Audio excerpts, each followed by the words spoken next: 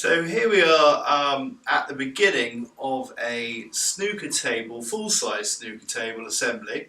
We thought we'd shoot a quick video on how the snooker table comes together piece by piece and giving some narrative.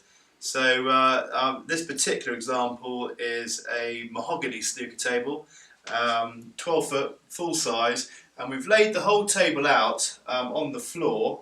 This is the easiest way to get one's head around assembling it, and as Martin here is about to undertake the installation, and we've got tables, legs that match to certain parts of the tables by numbers, haven't we? So we've got yeah, everything is numbered. So each leg is numbered. So that leg is number 1. So the end beam has a number 1 in it and number 8, and the long beam has a number 1 and number 4.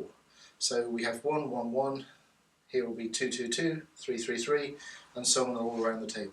So everything matches. I see. So on this end it's number 1 in that corner. No, that's 8. 8, 8, 8. It'll go around the table. So that's number 1, 2, 3, 4, 5, 6, 7, 8. And 8 corresponding to the number of legs, of course. Absolutely. Yeah, brilliant. Okay, fantastic.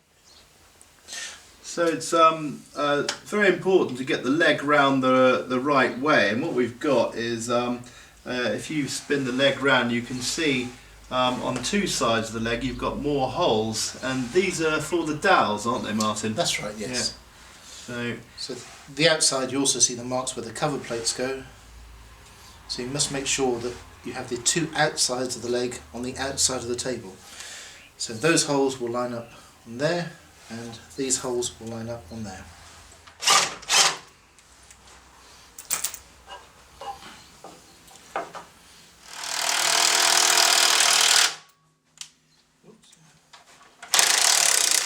So here we are, all assembled, well the frame at least, the heavy parts to come, bringing in the slates. But what you can see is that we've married up the side sections number 1, 2, 3, 4, 5, 6, 7 and 8.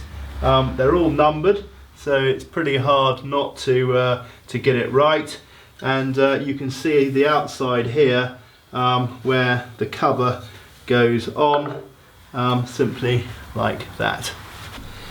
So here we are lifting a series of 5 slates, 1 3/4 inch thick Italian precision ground slate, and we're placing them into position onto the top of the frame.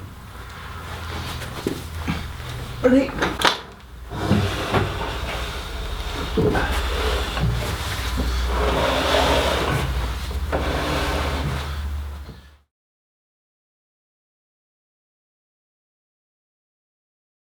So the next stage is, once the slates are all joined, is just to fill between them any little chips in the slates. Just the worst bits.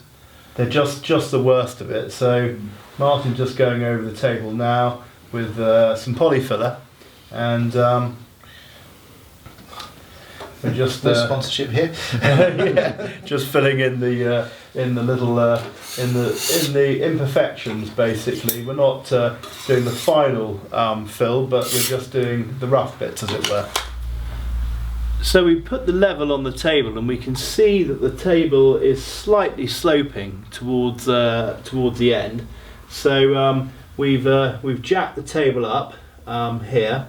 And we've used these pieces of compressed paper, and we've got 2 under this leg here, 3 under this leg here, and 4 under that leg there, just to compensate for the slope on the floor. And we just simply slip them in under the table like that, and then we'll lower the jack, and she'll be dead set level. So now we've got the table dead set level on its frame, or the slates exactly level on its frame.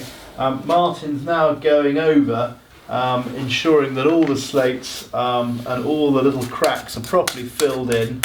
And you can see he's using a polyfiller and a scraper here, and just perfectly joining everything. so it's a dead set, perfect level all the way across the table.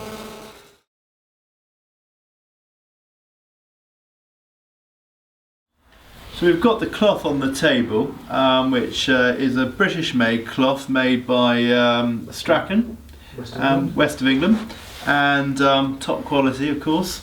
And Martin is putting the tacks in to secure the cloth. And this is a traditional method. We don't use staple guns on snooker tables. It's always done with tacks.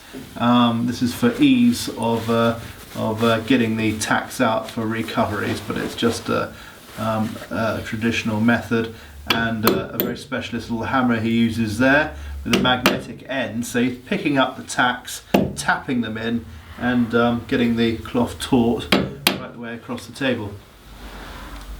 Okay, so now we're doing the corner centre pockets, and Martin just cut the cloth there,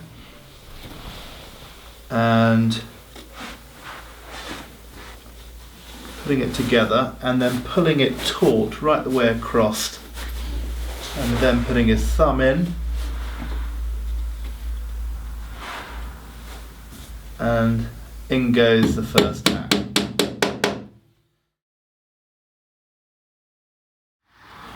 So we've now recovered the table. It's been completely fitted. There's no slack in the table at all. The cloth is fitted from this end, so the nap runs down to the end, away from the break line. And Martin has marked out the table, and is just going to explain the measurements from the end here and the diameter of the D. And the bulk line is 31 inches from the slate, the edge of the slate.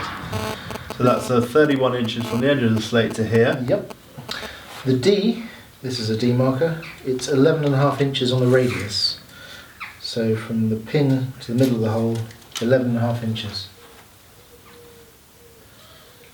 The blue spot in the middle is half the distance of the table, so 72 inches. The next one down, the pink spot, is half the width of the table, so it's 36.5 inches up, 36.75 inches up the table. From the end? From the end. And the last spot, the black spot, is 14.75 inches up the table, so again from the end. So now the top frame's been fitted all the way around, we're just focusing in on the corner here, and we're fitting the pocket plate in to each side, and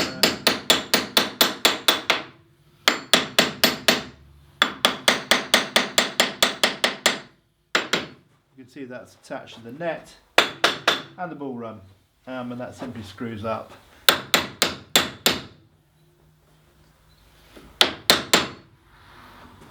And this end cushion here just simply bolts through the frame all the way along, and it's got this rather smart cover here that slides across to hide the bolts.